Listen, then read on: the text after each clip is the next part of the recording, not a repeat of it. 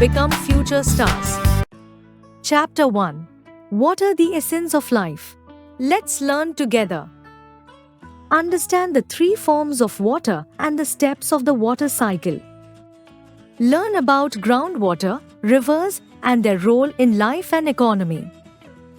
Know how water plants and animals live in water and why saving water is important. About 3/4 of the Earth's surface is covered with water.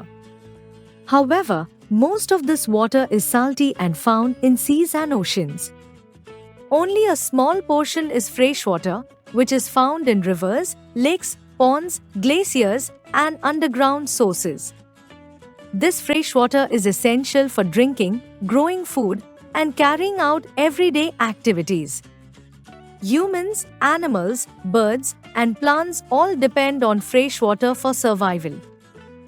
If all the water on Earth were kept in a glass, then only a tiny spoonful would represent the fresh water available for us to use. Amazing facts. The salt pans of Gujarat are wide, flat lands where seawater is dried under the sun to collect salt. It is one of the largest salt-producing regions in India, playing an important role in meeting the country's salt needs.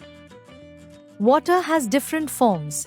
Water is a remarkable natural resource because it can exist in three different forms: liquid, solid, and gas, depending on the surrounding temperature.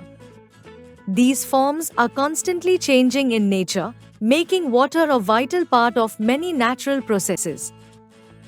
1. Liquid form of water. This is the most common form of water. In this form, water flows freely and takes the shape of the container it is in.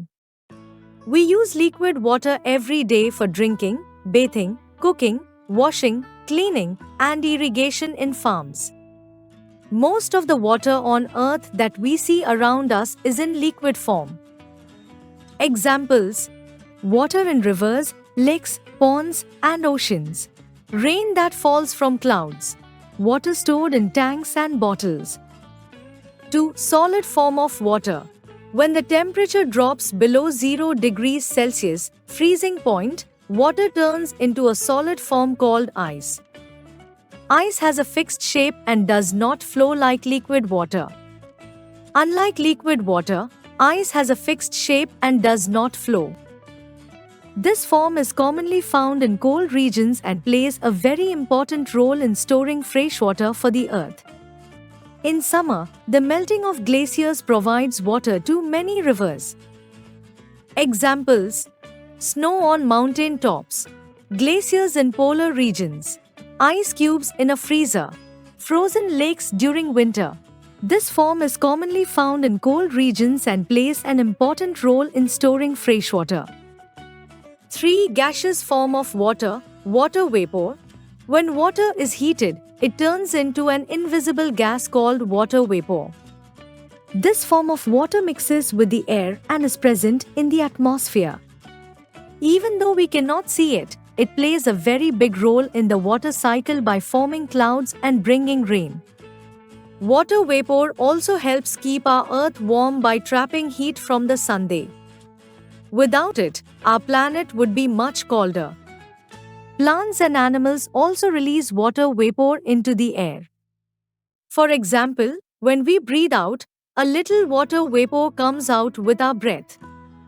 In this way, water vapor is always moving between land, water, air, plants, animals, and clouds. Examples: steam rising from boiling water or hot tea. Water vapor from wet clothes drying in the sun. Moist air during humid weather.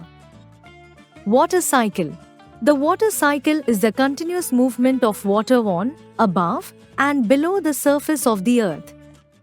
It is a natural and never-ending process that ensures water is recycled and reused in different forms across the environment. This cycle plays a key role in supporting life and maintaining weather patterns across the world. The main stages of the water cycle are: 1. Evaporation.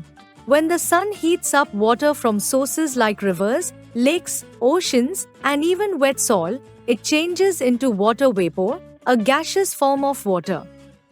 This invisible vapor rises into the atmosphere. Example, puddles disappearing after a sunny day is a result of evaporation. 2. Transpiration.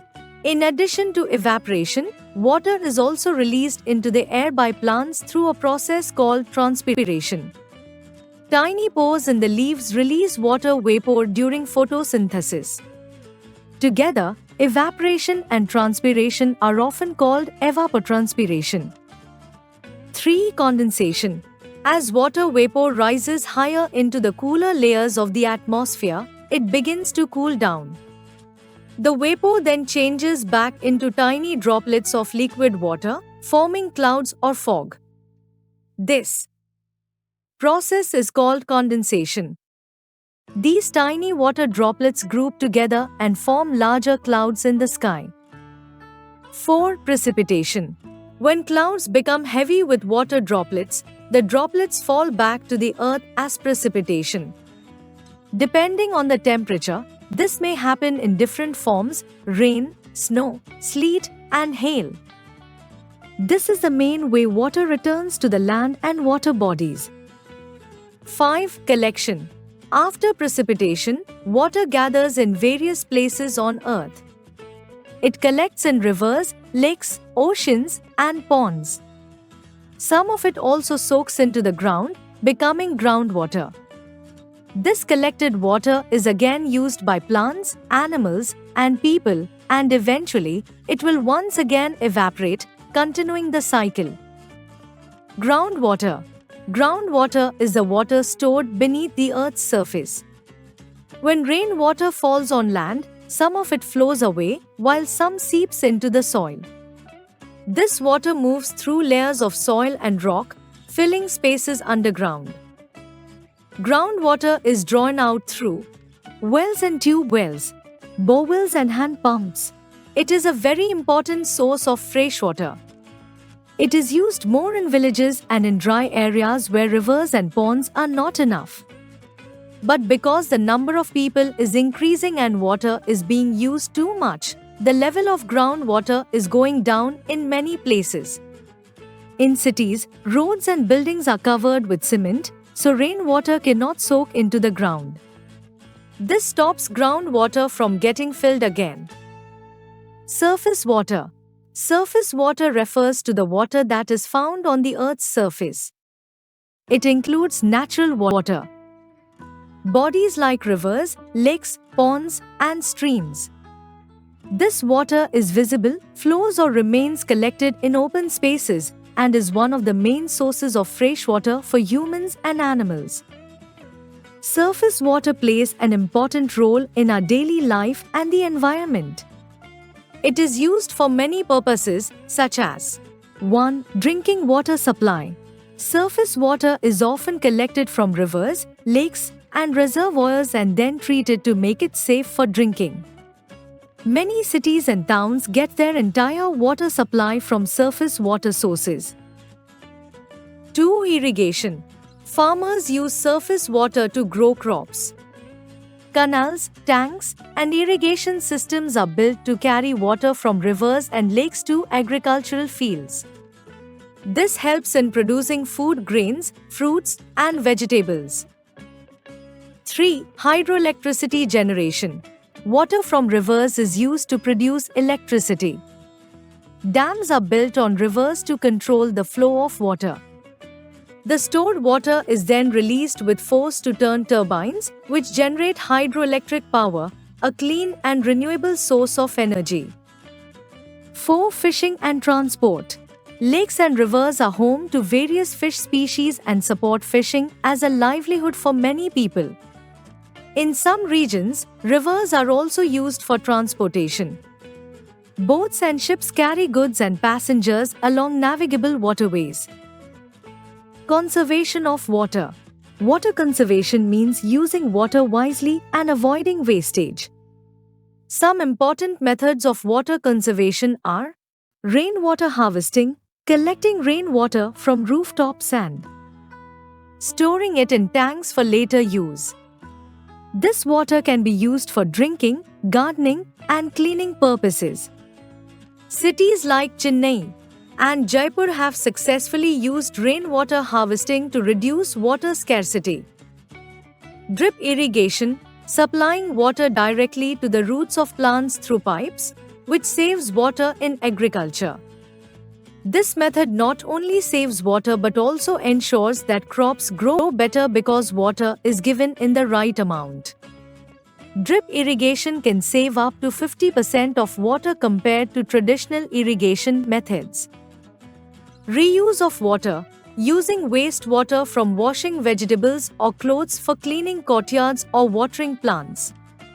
Grey water from kitchens and bathrooms can also be filtered and used for flushing toilets, reducing freshwater use.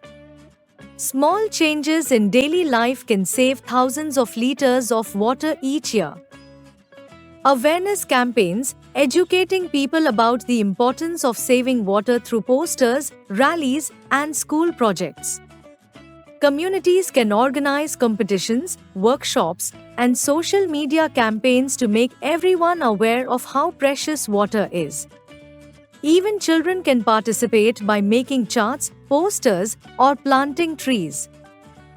Amazing facts: the Luni River, which starts in the Aravalli range of Rajasthan, is the only major river in India that doesn't flow into the sea.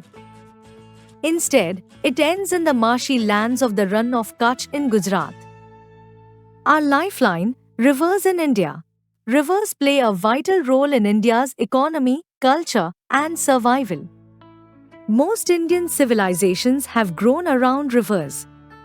Some important rivers of India include the Ganga and the Yamuna, the Brahmaputra, the Godavari, the Krishna, the Narmada. These rivers provide water for agriculture, drinking, and industry. They are also used for transport and are considered sacred in many parts of India. Rivers support a wide variety of plant and animal life and help recharge both surface and groundwater sources. Life in water. Water bodies such as rivers, lakes, and ponds provide a natural home to a wide variety of living organisms.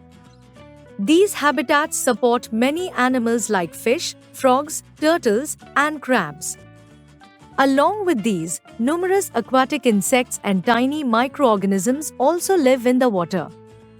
Some creatures, like amphibians, are uniquely adapted to live both on land and in water, switching between the two environments as needed. Aquatic animals possess special features that help them survive and thrive in water. Many of them, like fish, have gills that allow them to breathe underwater. Others have fins or webbed feet, which help them swim efficiently. Their bodies are usually streamlined, meaning they have a smooth, narrow shape that allows them to move through water with ease and speed. The survival of these water-dwelling creatures depends greatly on the cleanliness of their habitat. When water bodies become polluted, it becomes difficult for these organisms to live, which can lead to a decline in their numbers. This pollution not only affects individual species but also disrupts the entire ecological balance of the aquatic environment. Clean and healthy water is essential to protect the delicate life forms that depend on it. Types of plants in water. There are many types of plants that grow in freshwater. These plants have adapted to live in wet conditions and can be classified into 1. Floating plants. These plants are very light and float freely on the surface of the water. They are not fixed to the soil below. Their leaves are often small and spongy, which helps them stay on the water surface. Examples: duckweed, water lettuce, and water hyacinth. 2. Fixed plants. These plants are rooted in the soil under the water, but their stems grow upwards and their leaves and flowers float on the surface. The leaves are usually broad and flat so they can take in sunlight easily. They also have a waxy coating on the leaves to prevent water from collecting on them. The long, hollow stems help them reach the surface and allow air to pass through. Examples: lotus, water lily, and cattails. 3. Submerged plants. These plants grow completely under the water. They are thin and narrow so that water can easily flow around them. Submerged plants add oxygen to the water, which helps fish and other animals to live. They do not have strong stems because the water supports them. Their leaves are often very soft and flexible, so they can bend with the movement of water. Examples: hydrilla, tape grass and pondweed. These plants provide food and shelter to aquatic animals and help in keeping the water clean by absorbing harmful substances. Amazing facts! The Amazon River in South America is the largest river in the world by volume of water. The Dead Sea has such a high amount of salt that people can float on its surface without sinking. Water pollution. One of the biggest threats to our water sources today is pollution. When harmful chemicals, plastics, and waste are thrown into rivers and lakes, the water becomes dirty and unsafe. Factories sometimes release untreated chemicals into rivers, which kills fish and makes the water unfit for drinking. Even household waste like detergents, sewage, and plastic bottles pollutes water bodies. To stop this, it is necessary to keep our rivers and ponds clean. Governments make strict laws, but people must also act responsibly and avoid polluting water. Recap: about 75% of Earth's surface is water, but only a small part is usable freshwater. Water exists in three forms: liquid, solid, ice, and gas, vapor. The water cycle includes evaporation, transpiration, condensation, precipitation, and collection. Groundwater is stored under the earth and drawn through wells and pumps. Surface water in rivers and lakes is used for drinking, farming, electricity, and transport. Aquatic animals like fish and frogs depend on clean water to survive. Water plants, floating, fixed, submerged, support aquatic life and help clean water. Word search: evapotranspiration, water going into the air from soil and plants. Condensation, water vapor turning into tiny water drops to form clouds. Groundwater, water stored under the ground. Hydroelectricity, electricity made using flowing water. Submerged plants, plants that grow fully underwater. Like, share, and subscribe.